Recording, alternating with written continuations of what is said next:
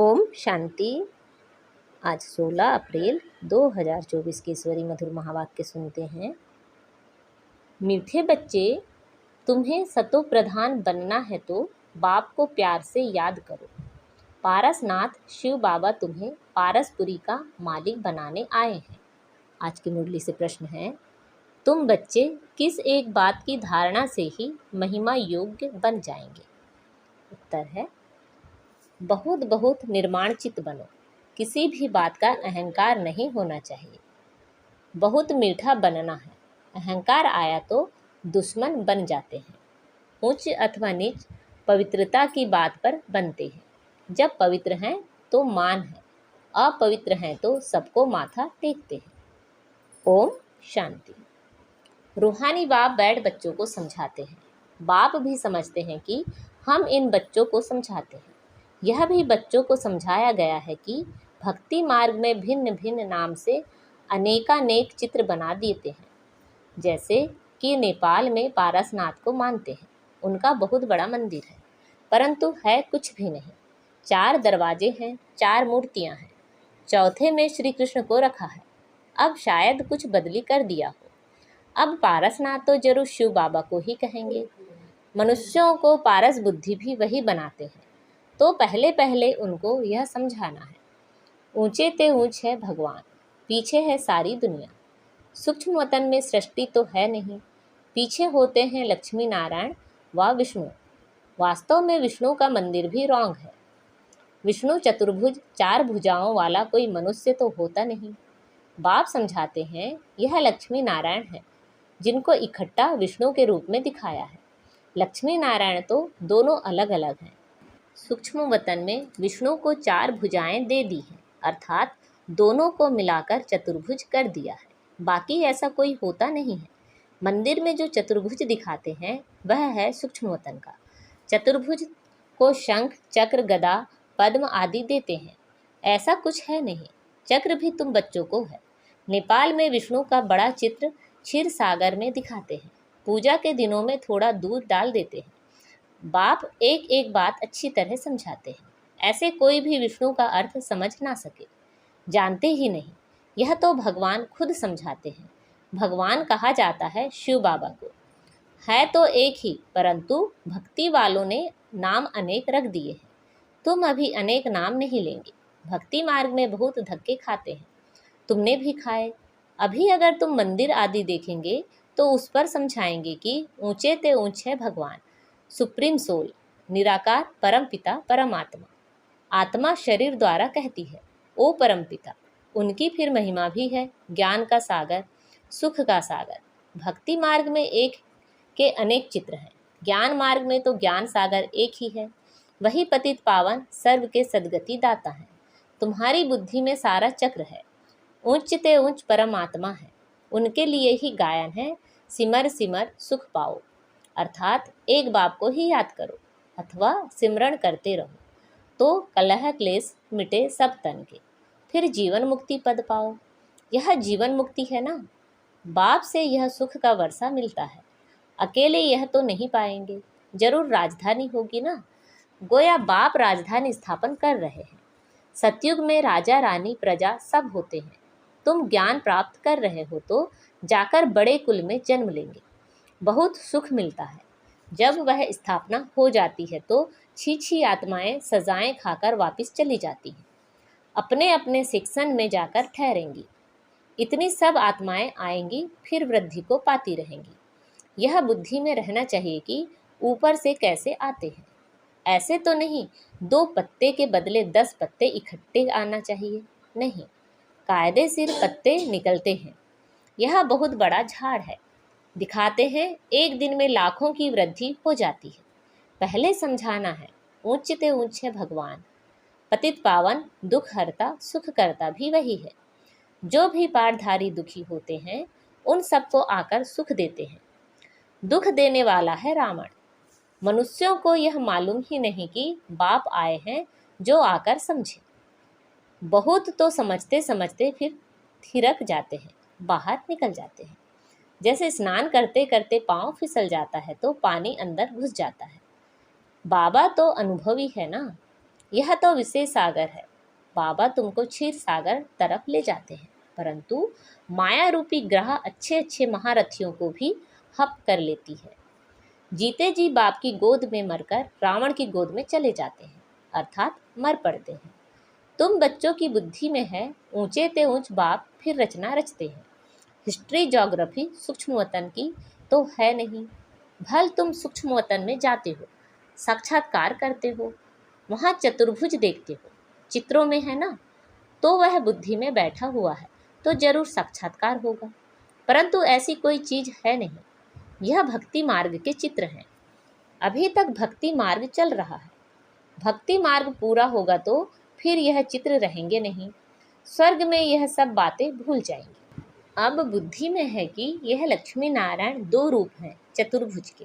लक्ष्मी नारायण की पूजा सो चतुर्भुज की पूजा।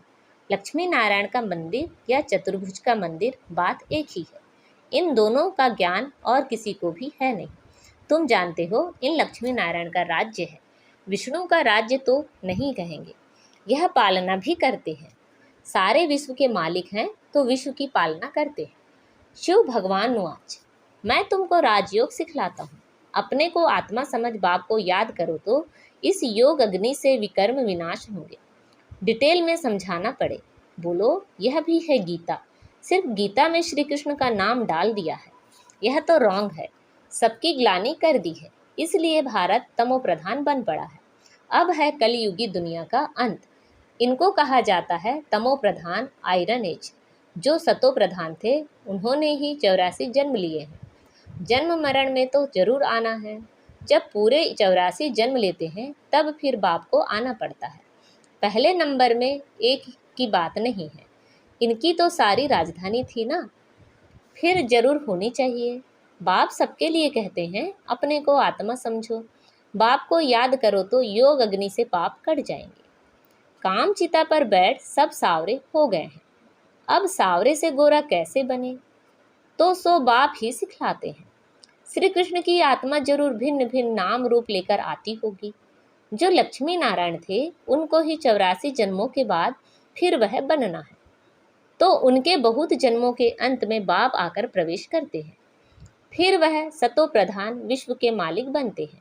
तुम्हारे में पारसनाथ को पूजते हैं, शिव को भी पूजते हैं। जरूर उन्हों को शिव ने ही ऐसा पारसनाथ बनाया होगा। टीचर तो चाहिए ना, वह है ज्ञान सागर। अब सतो प्रधान पारसनाथ बनना है तो बाप को बहुत प्यार से याद करो। वही सबके दुख हरने वाला है। बाप तो सुख देने वाला है। यह है कांटों का जंगल। बाप आए हैं फूलों का बगीचा बनाने। बाप अपना परिचय देते हैं, मैं इस साधारण बूढ़े तन में प्रवेश करता हूँ जो अपने जन्मों को नहीं जानते हैं। भगवान नुआच, मैं तुमको राजयोग सिखलाता हूँ तो यह ईश्वरीय यूनिवर्सिटी ठहरी। एम ऑब्जेक्ट है ही राजा रानी बनने की तो जरूर प्रजा भी बनेगी। मनुष्य योग योग बहुत करते हैं। निवृत्ति मार्ग वाले तो अनेक हठ योग करते हैं। वह राजयोग सिखला ना सके। बाप का है ही एक प्रकार का योग। सिर्फ कहते हैं अपने को आत्मा समझकर मुझ बाप को याद करो। 84 जन्म पूरे हुए, अब वापस घर जाना है। अब पावन बनना है। एक बाप को याद करो, बाकी सबको छोड़ो। भक्ति मार्ग में तुम गाते थे कि आप आएंगे तो हम एक संग जोड़ेंगे, तो जरूर उनसे वर्षा मिला था ना। आधा कल्प है स्वर्ग, फिर है नर्क।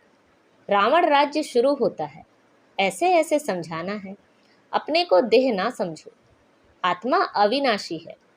आत्मा में ही सारा पाठ नूंधा हुआ है जो तुम बजाते हो। अब शिव बाबा को याद करो तो बेड़ा पार हो जाएगा। सन्यासी पवित्र बनते हैं तो उनका कितना मान होता है।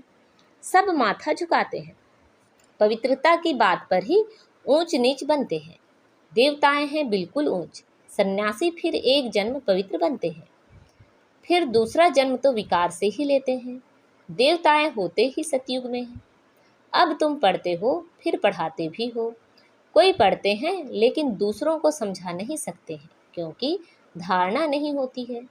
बाबा कहेंगे तुम्हारी तकदीर में नहीं है तो बाप क्या करे। बाप यदि सबको आशीर्वाद बैठ करें तो सब स्कॉलरशिप ले लेवें। वह तो भक्ति मार्ग में आशीर्वाद करते हैं। सन्यासी भी ऐसे करते हैं। उनको जाकर कहेंगे, मुझे बच्चा हो, आशीर्वाद करो। अच्छा, तुमको बच्चा होगा।